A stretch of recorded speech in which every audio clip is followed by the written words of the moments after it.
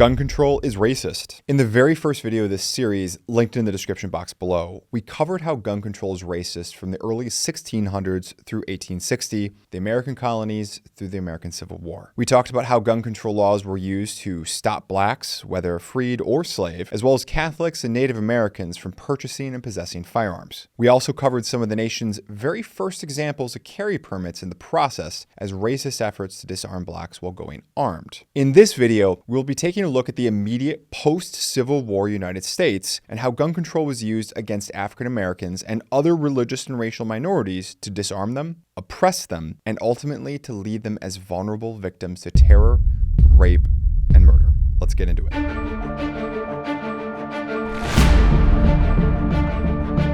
So what is going on in the post-Civil War era? Two words: gun control. Gun control was used to restrict, restrain, and to completely block the now emancipated slaves from purchasing, possessing, and carrying firearms. This was done on purpose to keep them disarmed so that they could be terrorized by groups like the newly formed Ku Klux Klan, among others. It is crucial to remember that it is much harder to oppress somebody who is armed, and racist local officials knew this. No one who was racist was trying to expand the Second Amendment to give black people the opportunity to possess firearms. They were trying to attack it, and in doing so, they continued to invent and expand gun control. The people who were trying to expand the Second Amendment and firearms were actually people who were trying to arm emancipated slaves so that they were not defenseless. The legacy of the Second Amendment is to be on the side of history, protecting people and saving lives, both then as now, not on the side of gun control pushing victim disarmament racists. Just as we saw in the colonial and early nation period, the anti-African American gun control laws continued even in post-Civil War era. Perhaps especially in a post-Civil War era. But this happens in two distinct phases. The first phase was immediately following the Civil War and the emancipation of slaves, where states passed the so-called Black Codes, aimed at, among other things, banning blacks from owning weapons. Keep in mind that in 1865, the U.S. Constitution and the Bill of Rights, including the Second Amendment, only served to stop and restrain the federal government in Washington, D.C., not the state and local governments. This meant that states and local governments were free to pass laws that would absolutely violate the Bill of Rights because the Bill of Rights did not apply to them yet. But that is coming in this video, so stay tuned. That would happen with the passage of the 14th Amendment. When that happened, the states then had to learn to respect the Second Amendment as well as the rest of the Bill of Rights. However, the victim disarmament tactics evolved into some of the very same tactics and slogans that we still see used by gun control advocates today. But first, let's look at phase one, the post-Civil War Black Codes. Number 1, 1865. Mississippi blacks were required to have law enforcement permission to own guns unless they were in service to the military. Number 2, 1865. Louisiana blacks require police and employer approval to own guns unless served in the military. Number 3, 1866. Alabama-based total gun ban. Black Code of Alabama, passed in January of 1866, prohibited blacks to own or carry firearms or other deadly weapons, and prohibited, quote, any person to sell, give, or lend firearms or ammunition of any description whatever, end quote, to any black. Number 4, 1866, North Carolina changes the rights of African Americans in their black codes, once again as an attack on the Second Amendment. Needless to say, how much police approval do you think was given for African Americans to purchase and possess firearms by local law enforcement? Right. These and other laws that blocked the exercise of individual rights triggered abolitionists and liberty-minded folks to pass the 1866 United States Civil Rights Act. The Civil Rights Act did away with the badges of slavery embodied in the so-called Black Codes, including those provisions which, quote, prohibit any Negro or mulatto from having firearms, end quote. Notably, and this is going to be a bit of a detour to show that the same hypocrisy that exists today among gun control advocates actually also existed back then. One opponent of the Civil Rights Act was a northern senator named William Salisbury, who was a Democrat senator elected from Delaware. He had owned slaves himself prior to the emancipation. He decried that if the Civil Rights Act was passed, that, quote, In my state for many years, there has existed a law which declares that free Negroes shall not have the possession of firearms or ammunition. This bill proposes to take away from the states this police power, end quote. In other words, the Civil Rights Act would allow freed slaves and citizens to all possess firearms and ammunition, and thus he voted against the bill. Because Senator Salisbury from Delaware understood that firearms and freedom are intrinsically linked, and the last thing that you want to do if you want to oppress someone is to ensure that they have access to firearms. Also, by the way, continuing with that thread of being the fun fact and the hypocrisy, a little story about Senator Salisbury is that he once gave a drunk speech on the Senate floor in D.C., deriding President Abraham Lincoln as, quote, the weakest man ever placed in high office, end quote. And he refused to take a seat when told. When the Senate Sergeant-at-Arms approached him to remove him from the Senate floor, Senator Salisbury suddenly produced a hidden revolver and placed it against the sergeant's head and warned him, quote, damn you, if you touch me, I will shoot you dead, end quote. Yes, guns for me, but not for thee. And of course, where have we seen that before, as well as today? But perhaps that's the topic for another video. So the Civil Rights Act of 1866 was a precursor to today's federal statute found at 42 USC Section.1982. You'll see that in the description box below. A portion of that statute reads today, quote, all citizens of the United States shall enjoy the same right in every state and territory as is enjoyed by white citizens thereof to inherit, purchase, lease, sell, hold, and convey real and personal property, end quote. It is important to understand and to really think about the fact that it can be claimed that actually all rights, whether we're talking about speech, the Second Amendment, and so on, they're fundamentally property rights at heart. Stay with me here. Freedom of speech, let's just take that. You need to have access to a location to speak, to assemble. You need to have a pen and paper to write. You need to have a printing press to publish. Of course, updating it to these days, you need to have computers, phones, the internet, email, social media, all that kind of stuff in order to type, to read, all that. Of course, the same thing goes for freedom of religion and on and on and on. If you take away some or all of those property rights, you likewise and proportionately erode and attack the underlying values of that right. Because frankly, you cannot accomplish the right without enacting the corresponding property. The exact same thing is true with the First Amendment as with the Second and others. If you take away the weapons, the gunpowder, the bullets, the magazines, and other property, you proportionally are attacking the Second Amendment. Indeed, many, if not perhaps all rights are inseparably bound to the corresponding property that is essential to the practicing of that right. And this means that land, buildings, or the personal movable property like books and weapons. This is why Section 42 USC 1982 was so important, because it sought to give everyone, former slaves, Native Americans, Catholics, and others, the same property rights and therefore the same rights. It was hoped that this would solve this problem with racist gun control that was being used to, of course, deprive slaves, former slaves, their Second Amendment rights. Unfortunately, it was not the case, either then or today. The Civil Rights Act was passed by Congress and, by the way, vetoed twice by Democratic President Andrew Johnson on 2 separate occasions. But on the second attempt, Congress was actually able to override his veto with a 2/3 supermajority. And so the Civil Rights Act became the law of the land. And by the way, of course, you may be wondering, hey, well, people, slaves, they were emancipated. So why do they need guns anymore, right?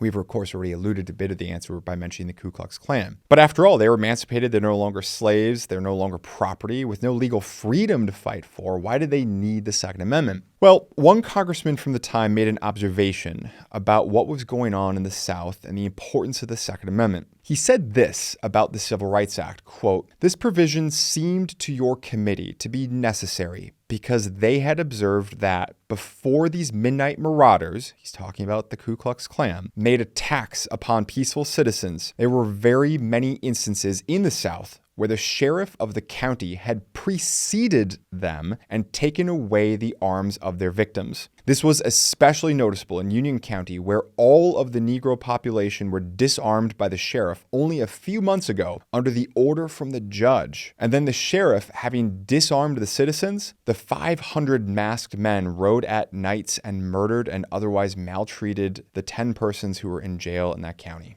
End quote. I realize that was a long quote, so let me summarize if we lost you in there. The courts and the sheriffs were seemingly colluding with the Ku Klux Klan. First, a court issues an order to take the firearms and weapons away from the African Americans. Then the sheriff would seize them pursuant to the, quote, lawful order. Then the Klan would murder and terrorize their victims because the weapons that they had taken away were no longer there to protect them. So why were these weapons so easy to take away? Because they enjoyed no particular constitutional protections. Because again, the Second Amendment only restricted the federal government and not the state government in a pre-14th Amendment world. The order to take away guns from citizens was really no different than seizing a car, a chair, or a piece of clothing. Firearms enjoyed no particular right or status under the law at the state level, even in a post-Civil Rights Act world where all property was supposed to be protected equally at a minimum. It was merely, frankly, another piece of property when we're talking about guns. Arguably protected even less than that book, which at least arguably had certain special First Amendment protections. And this is exactly why, looking at modern day, the constitutional tests that, I get it, they seem so boring, are so vitally important. Because these are the legal walls and barriers that stand between you and some judge or politician from seizing your weapons, your property. Let me know in the comments section, by the way, if you want to know more about this information or topic, but for now, we're going to keep going. This anecdotal story is corroborated by the special report of the Anti-Slavery Conference of 1867. In the report, it notes with particular emphasis that under the Black Codes, blacks were, quote, forbidden to own or bear arms, and thus were rendered defenseless against assaults. End quote. So racists were once more inventing new methods of gun control to allow for the ongoing murder and victimization of emancipated slaves. The Civil Rights Act and other efforts to get firearms into the hands of blacks was a noble effort, but it was falling shy of being a complete solution because local gun control efforts and corruption were simply too strong at the state and local levels. Something needed to be done to force states to respect the individual human rights of minorities, including perhaps most especially, of course, African Americans. Accordingly, the 14th Amendment was introduced in 1866 and later passed in 1868, with 75% of the states signing on. The former Confederate states were basically strong-armed into agreeing to it if they wanted to regain representation in Congress. With the 14th Amendment now joining the Constitution, this should have meant that the Second Amendment, among other key constitutional protections that had until then only served as a check on federal power and federal law, should now also then be a check on state and local government power. In theory, the states could no longer pass gun control laws that would violate the Second Amendment, since the Second Amendment also now applied against the states as well. This meant that firearms and other weapons now enjoyed a much more defended constitutional position, though one that courts would chip away at for almost 150 years. But the Republicans and abolitionists did not stop there in their effort to stop the Ku Klux Klan and other groups to protect African American lives. They also passed the Enforcement Act of 1870, and you'll see how this all comes together in a moment, aimed at attacking violent groups who were themselves attacking voting and other key rights of African Americans. It did this by prohibiting the discrimination by state officials during voter registration on the basis of color or whether someone was previously a slave. It also made it a crime to conspire to deprive anyone of their constitutional rights. Wouldn't that be nice? It further allowed the U.S. presidents to use the army to enforce the act and to use the federal agents, federal marshals primarily, to bring criminal charges where appropriate. The compounded results was that the majority of the KKK were actually end up in jail and prison quickly after the enforcement of the law went into place. So things were looking up, right?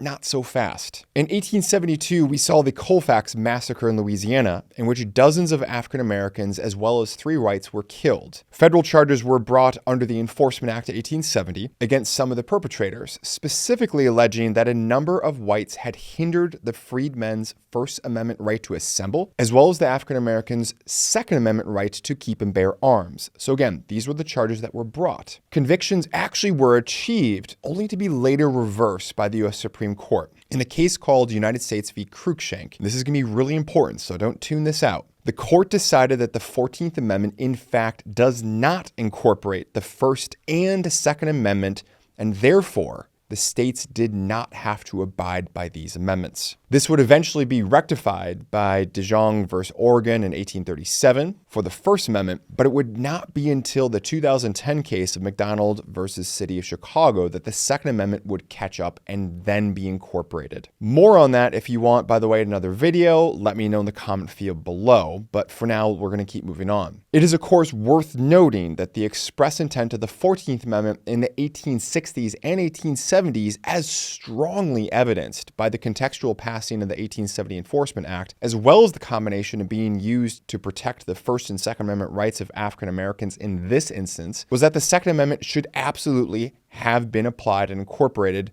to work against the states and local government to recognize and to protect the individual's right to bear arms. Now, my summary and key takeaways are coming, but I want to touch on what is in the next video in this Gun Control's Racist series. Just because the Civil Rights Act and 14th Amendment had been passed, only to, of course, subsequently been largely undone in the case of the 14th Amendment, that did not mean that racist gun control efforts were over and stopped. They simply evolved.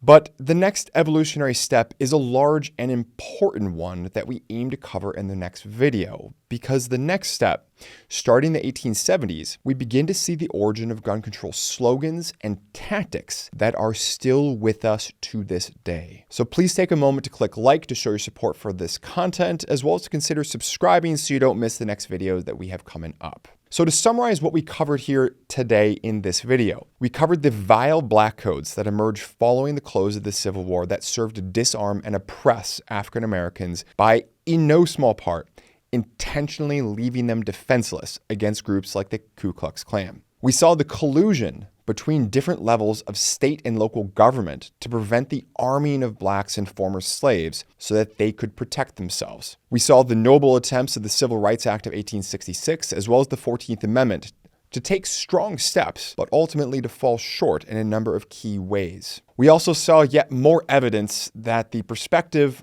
at the time was that the Second Amendment was an individual right to keep and bear arms, and it was absolutely protected under this, disconnected with any kind of malicious service, thought of at the time under both state as well as at the federal levels across both North and South, as evidenced by a number of lawsuits, one of which was cited here. But the battle for gun control was by no means over. The gun control proponents were about to invent powerful new arguments and tactics that have, as I mentioned before, stayed with us to this current day. Thanks for checking out this video, and we will see you in the next one. Thanks for sticking around to the end of the video. If you enjoyed this one, please feel free to check out some of our other great content, and we'll see you in the next one.